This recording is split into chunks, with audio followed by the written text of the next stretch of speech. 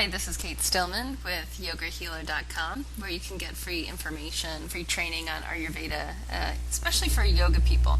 That's what I specialize in, and you can go to my website, yogahealer.com, and get a free series just at the bottom of the site. So what we're going to talk about now is Ayurveda and mind-body evolution. Now, when we look at Ayurveda for Thrive, one of the first things that becomes apparent is that Ayurveda is working on a number of different levels to treat a human being. And Ayurveda first and foremost looks to nature to treat and sees what's out of balance in rhythm.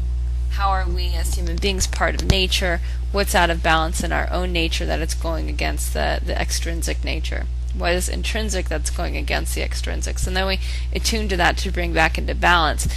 One of the next things that Ayurveda does to treat is that we look at all levels. We're considering not just what's happening in the physical or the gross physicality of the human body, but we're looking at all the different levels from subtle to gross. So on the subtle levels, we're going to have also a sheath of prana. We're going to have the sheath of the mind. We're going to have the sheath of intuition. We're going to have the sheath of spirit or the bliss. And if anything's out of balance in any of these layers, it's going to influence the physical. So even though someone might be coming to you for back pain, there might be an imbalance that's further up. Like they may have an amazing amount of emotional blockage stored in their pelvis, which is causing their back pain. And Ayurveda is very comfortable with moving at that level of specificity and in a way that might surprise some of your clients or students. Okay, the third thing about Ayurveda for Thrive is it's going to emphasize prevention, always looking to a lifestyle in the daily rhythm, seasonal rhythms, and where you are in the different cycles of life to emphasize prevention. And we're going to empower the individual responsibility for health. So instead of being a victim to what's happening, we're going to always try to empower the individual. We're going to respect their constitution. We're going to make it as cost effective as possible, and it's a very effective way to treat when we take all of this into account. So all of this is just naturally part of Ayurveda, and what we're spending time with today is just looking at mind-body evolution in Ayurveda. Now, often a yoga student will have the experience that when they first studying Ayurveda, it's like full of rules, and it's full of like, you have to do this and you're not supposed to do this, and in a way it's a very premature way of understanding Ayurveda. And when we really look to what Ayurveda is about, it's just understanding nature and understanding all these different levels of our being, understanding how to prevent disease, understanding how to optimize health and physiology, how to take responsibility for our health, how to understand our unique constitution and optimize our life in accordance with that. Now, that's not always easy. And so what Ayurveda is actually pushing us into is it's pushing us into evolution, into our own evolution and our relationship between these different levels, between the physical, the emotional, the mental, and the subtle spiritual realms of our being.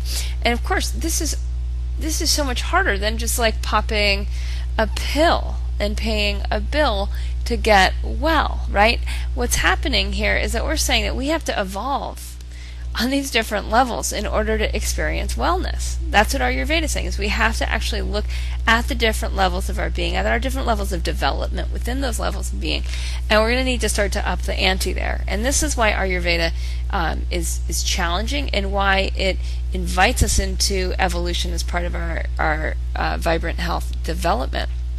So one of the most important things that we can do is realize in our own life, especially on our growing edges, like where we're trying to evolve in our mind-body health, realizing where we're where we have a stuck energy. Stuck energy in Ayurveda and in yoga is called tamas. It's a tamasic energy. It's an inert, dull, cloudy, clogging, boggy energy.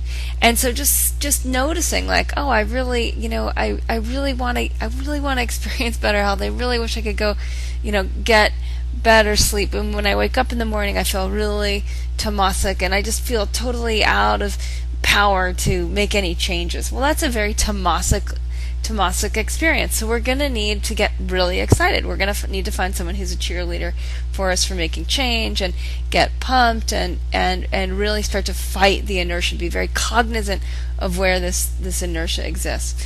A rajasic energy is really different. If we're experiencing a lot of rajas in our life, and this is a very active energy, it's a energy that goes towards heat, towards movement, towards distraction, towards excitement, gets really, really excited about evolution and making progress and spiritual growth and growth in every possible direction, but so much so that it can lose grounding. Right? And so sometimes what happens is we get overpowered by a rajasic energy and we're staying up way too late, and then we're not actually focusing our energy in a direction that can make movement forward. It's just kind of like bouncing off the walls all over the place.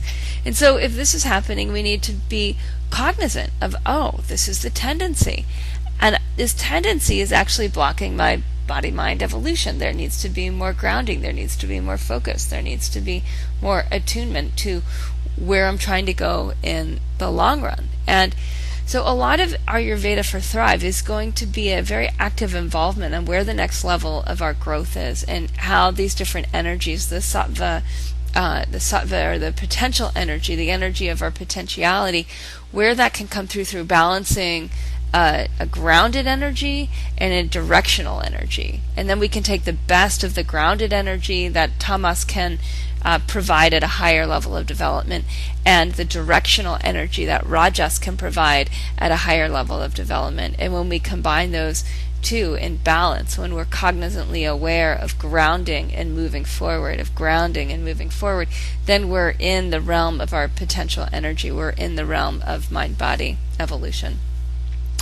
So I hope that's helpful for you, just in understanding a little bit of where Ayurveda is coming from in terms of mind-body evolution. And again, if you want more free training on Ayurveda, go over to yogahealer.com.